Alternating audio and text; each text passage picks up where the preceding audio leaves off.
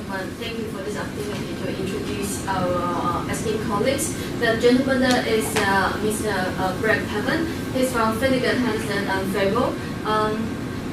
He's a very famous attorney, in particular in trademark infringement, counterfeit, false advertisement, litigation, TTAB litigation. He handles intellectual property issues, including protecting certificate marks for safety quality testing organization. He regularly counsels clients regarding trademark testing organization, searching trademark, copyright licensing, certificate marks. He handles trademark matters in United District Court, cancellation, opposition, proceeding before TTAB, USPTO, and appealing proceedings before CFC. Brett has been attending executing expiry search and seizure of counterfeit goods and copyright infringement involving counterfeit pharmaceutical, counterfeit pipe coupling, and materials illegal copy through computer hacking. Brett is a featured speaker at trademark law seminars, for example, Danish Patent Trademark Office, FDN News, Patent and Trademark Institute of Canada, and UK Intellectual Property Administration Group, and LS Taipei. He's been recognized as the legal 500 US for copyright litigation and for trademark prosecution and non-contentious work. So, yeah, copyright, as we all know, is going to be covering anything that's basically in fixed media. I think it's basically the same in most countries. It's got to be original, it's got to be in fixed media, it's got to be sufficiently tangible to be perceived. Obviously, it's not the idea itself, but the expression of the idea. So this is where the U.S. is, I think, a little bit different from other countries, which is our registration system. Now, in the United States, you do not have to have a registration to have copyright. The registration does not create the copyright protection. The copyright actually exists from the moment that the work is in the fixed media, the moment that the pen touches paper. But there are major advantages to registration. Now, actually, if the work is created in the United States, it actually has to be registered in order for you to get into court. It's like your ticket to get into federal court for your trademark, for your copyright infringement. Now, for works that are created outside the United States, they do not have to be registered, but you get some very, very significant advantages. The first one really relates to damages. Okay, so if you don't have your copyright work registered, you don't get statutory damages. Instead, you as the plaintiff have to actually prove how you were injured and monetarily damaged by the infringement. However, if you have it registered, you can have the judge assign damages based on a scale that's within the copyright statute. There's also an important issue of timing, which is that in order to get these statutory damages, your registration has to take place either before the infringement takes place, or if it's after the infringement takes place, it's got to be within 6 months of the first publication of the work in the United States. So, if you think there's any chance that you're going to be wanting to sue somebody and want to collect damages, you really need to think about having your copyright registered in the United States. Now, the copyright process is not that onerous. You do have examination, but the examination is pretty minimal. They're just looking to make certain that it is, an original work, and that it's not something that's obvious or lacking totally in originality. All right, now moving on from registration with infringement. In the United States, the definition is basically using the work without permission. It can be a part of the work, it can be the whole work. Most of the penalties are civil, but there can be criminal penalties if it's truly a counterfeit situation. All right, so moving on, I think one of the major copyright developments in the United States over the last decade or so has been the Digital Millennium Copyright Act. And one of the reasons that it's most helpful is it's really a direct response to copyright online. So the Digital Millennium Copyright Act facilitates things that are advantageous for both the copyright owner as well as the internet service provider that's hosting the place where the copyrighted work has been put online. So from the perspective of the internet service provider, it creates a safe harbor. Okay? If the copyright owner submits a request for the infringing work to be taken down, and the internet service provider complies, that means they're insulated from liability. They're not going to be sued as either an infringer or a contributory infringer. For the copyright owner, this takedown process is so much cheaper, obviously, than suing anybody. So it's really a great advantage for the copyright owner as well. So if you are the internet service provider, the one requirement that you've got to keep in mind in order to take advantage of that safe harbor is you have to appoint someone to receive all the complaints about the copyright infringement, and that person has to be registered with the U.S. Copyright Office. So even if you set up an email address to receive the complaints, but you haven't registered that person with the U.S. Copyright Office, you might not be able to take advantage of the safe harbor. So if you represent an internet service provider where people are posting things on your website, it's very important to let them know about this so that they can go through this step and take advantage of the safe harbor provision.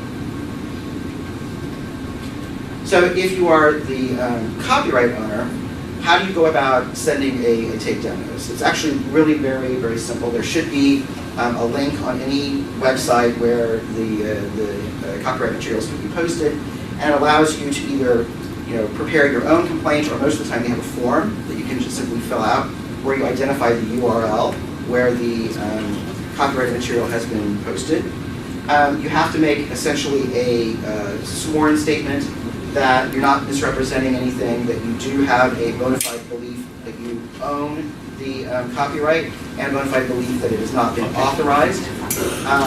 And so once that is received by the internet service provider, they look at it. They shouldn't really have to take very long to think about it, and they take it down and they notify the person that has posted the copyrighted materials. Then that person that's posted the copyrighted materials has the opportunity, if they want, to respond and say why they think it's not a copyright infringement, or why they believe that they were authorized to be able to use it. And if they do, then it's reposted within about 10 days or so. And if the copyright owner doesn't follow up by filing some sort of a lawsuit or taking other action, it's going to stay up. Okay? But if the posting party never replies, it's going to stay down. So it's a really pretty simple process. That brings us to a case several years ago. I don't think this is going to probably work, but maybe it might work, but we probably can't hear it. In any case, there was a mother, Mrs. Lenz, who took this really cute video of her baby in the kitchen running around, and in the background, you can hear Prince's song, Let's Go Crazy. And the baby's dancing around, it's very, very cute. And Universal sent a takedown notice to YouTube where this was posted. And YouTube took it down. Now, unfortunately, you can't hear anything because I guess we're not allowed to have audio here at this conference, but you can barely hear Prince's song in the background. It's really hard to hear. It's not like it's a professional, video or anything. It's just mom with her camcorder, the iPhone, recording it and thinking it's cute and putting it on YouTube. So what happens is, it's taken down, and Ms. Lenz is really upset, and she thinks it's fair use because it's not really recognizable. It's very, very minimal, and so she then filed suit against Universal, claiming that they had made a misrepresentation. That misrepresentation being that it wasn't authorized or it wasn't permitted because they should have known it was fair use or it was minimal. And their representation that somehow it was illegal was untrue and therefore violated the Digital Millennium Copyright Act. Now, Universal said, what is it? We don't really have any duty to do that. That's not the type of misrepresentation that was meant. They were arguing that the misrepresentation that was meant was that you didn't really own the copyright, something like that. But the Ninth Circuit disagreed and said you actually do have a duty to consider fair use before you send out a takedown notice. And as a result, under the Digital Millennium Copyright Act, at least in theory, Universal could have been liable to pay Ms. Lenz her attorney's fees and other types of statutory damage. So Universal got a whole lot of bad press for this because it looked like, a crazy bully entertainment company going after the young mom for no good reason. But I learned recently from my colleague Lisa here that there's more of the backstory. I'm going to let you chime in on this. Well, as luck would have it, I had breakfast at a conference with a Universal lawyer who told me, and I hate to speak ill of the no longer with us, but apparently Prince used to go crazy. And he would stay up all night scouring YouTube. I mean, I would wonder if, the sound on the video is so bad, I can't believe that a bot would even catch him. But he would go through YouTube videos all night long, and then he would call Universal in the morning and say, sue them, sue them. They didn't really want to sue her, but they didn't have any choice when, you have one of your big stars coming out and even saying, So I think the lesson that unfortunately Prince didn't learn is that you can actually get into trouble by having a bot do everything mindlessly and just trying to take down everything. So there is a duty to at least consider the fair use arguments. All right, so I'm going to move on from the Digital Millennium Copyright Act and talk about clearance. And we're going to just briefly talk about the clearance because it's very, very important in the United States. And you can get in a lot of trouble if your work that you've created includes works of others that you haven't actually gotten permission or a license or at least thought about for fair use. And that includes music in the background of a video or anything that you're doing. It can include the celebrities or even a non-celebrity has a right to their own identity. So if those are included, people's names, likenesses, that sort of thing are included, that can be an issue that's going to be clearing. If there's any art or photography that's included in the work that you're creating, you're broadcasting, you're posting, and that needs to be cleared as well. The license, and that also includes sports images, events, clips, that sort of thing. So for music clearance, what are the considerations under U.S. law about that? Well, obviously, you're going to want to talk to the music publisher themselves, the ones that own the actual music. But that doesn't end there, because other copyright owners can include the recording company, and it can include the actual musicians themselves. So all of those need to be looked at and considered if you're going to be including music in the work that you're posting or you're distributing. If you're doing a cover or something of your own, where you're doing the singing, you still need to talk about the clearance with the music publisher and get releases from any backup performers that you can hire. Photographs and art also are included. And a lot of people forget about that. If you're making a montage of something and you've got photographs, or you're trying to make an illustration and you want to use a photograph, people always think, well, maybe it's some sort of a fair use. It frequently is not the case. There was a case where a publisher of medical journals had photographs in the medical journals, and someone used little bits and pieces of those pages that included the photographs for an advertisement for their products. You could only see these photographs for split seconds, but nevertheless, the company that was creating the advertisement got sued for that. Now, they eventually ended up winning under the de minimis theory, that you couldn't really see the photographs well enough or long enough. But they still spent a lot of time. It might have been cheaper to just ask permission and check out these things. So you're going to need permission not only from the photographer or the artist, but if there's an actual person in it, which we'll talk about in just a minute, you're going to need their permission as well, the model release. All right, let's talk about celebrities. Now, everything I'm saying about celebrities is basically true for non-celebrities as well. Everybody in the United States has a right to their own name and likeness.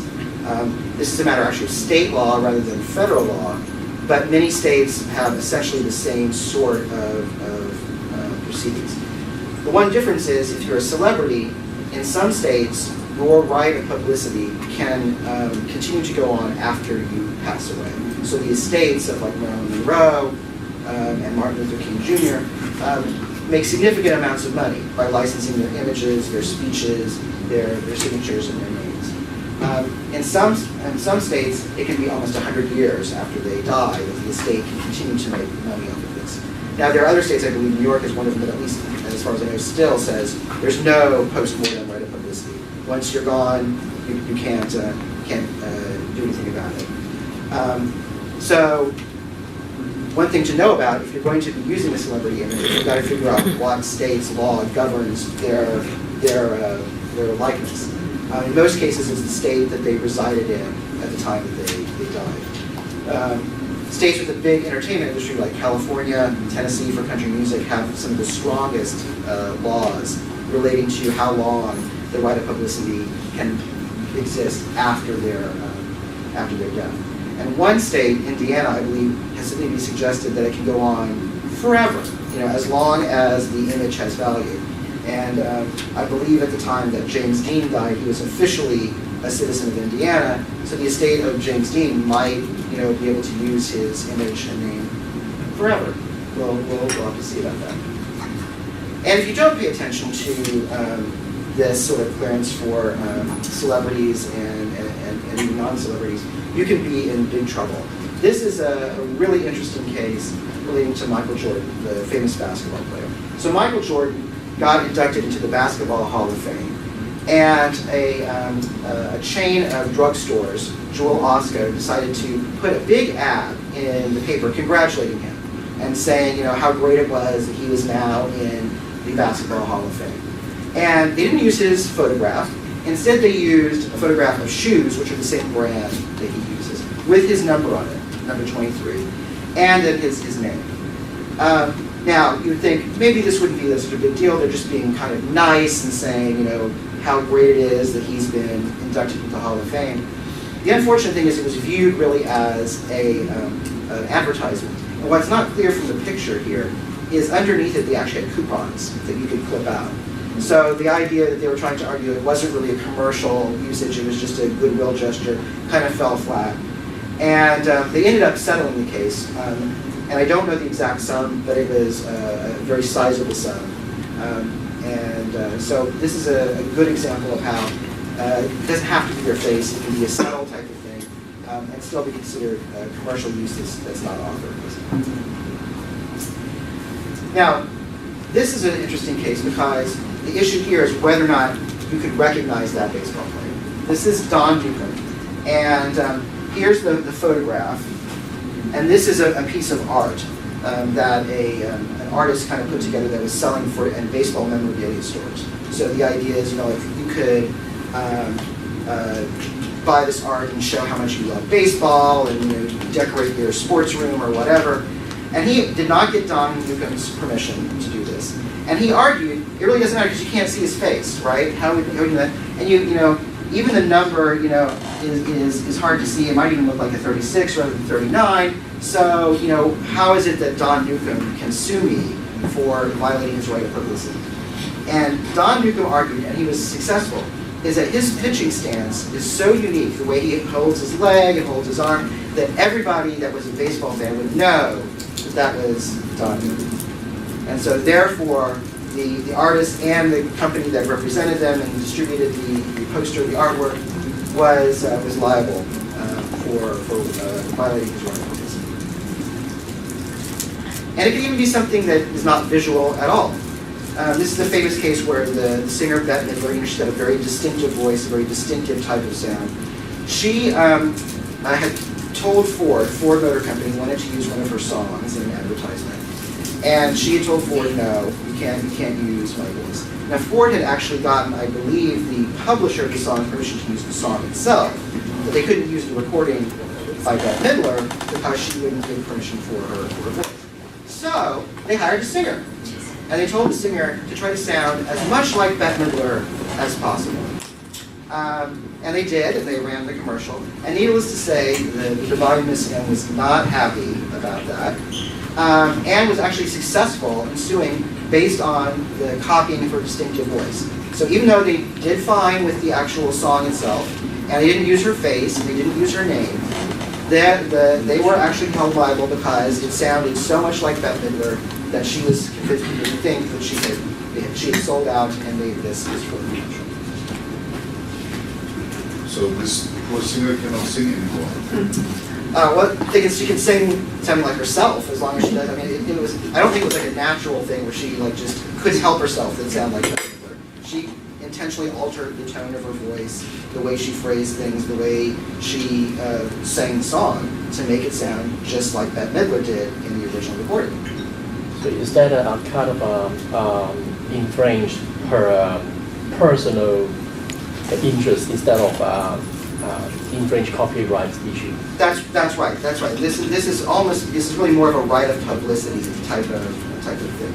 And so even though the copyright in the song itself, the words, the music, that was not the problem. The problem was the sound. It sounded like Bette Midler.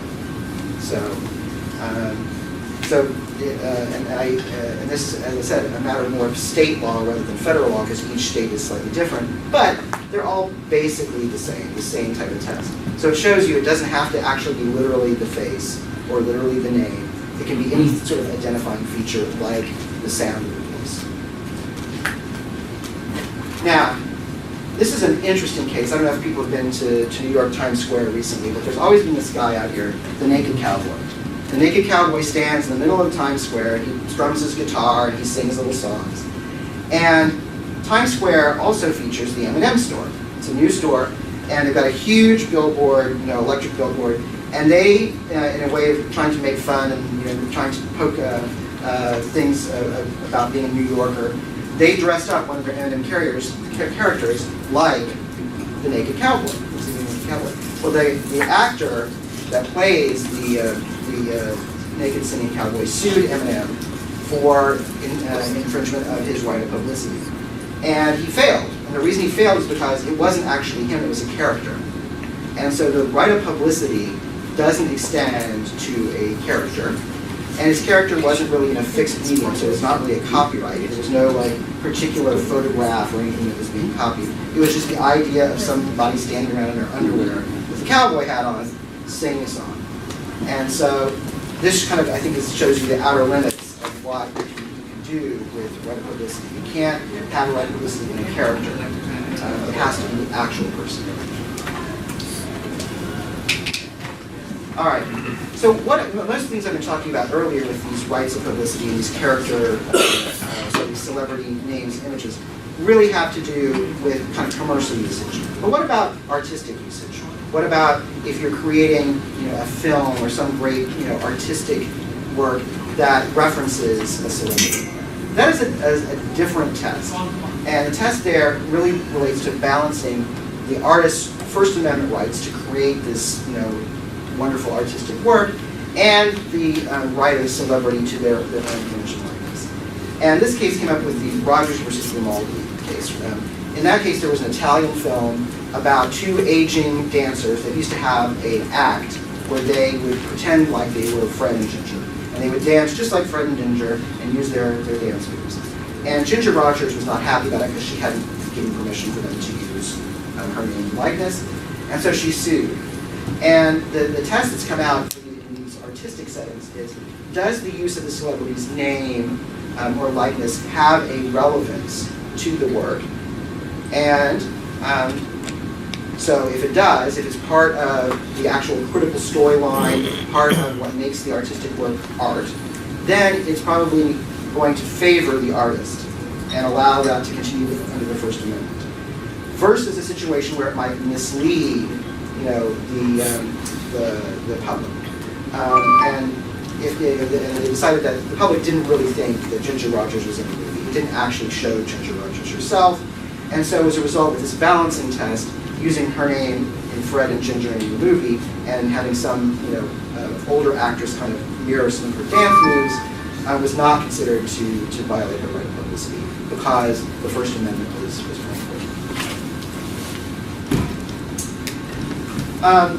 So everything I've been talking about earlier here is really about clearing the rights, clearing the copyright, clearing the right of publicity, clearing other things you're going to use. And what if you don't want to do that? What if you want to just say it's fair use? Well, fair use is something you can do, but it can be kind of complicated. And the key thing there is making certain that you are really creating something new. It's really more for the artist. and you're transforming the work. And you're not taking the entire previous work that was out there. So while it can be cheaper, it only works in certain circumstances. So that's all I have to say, and I'm going to turn it over.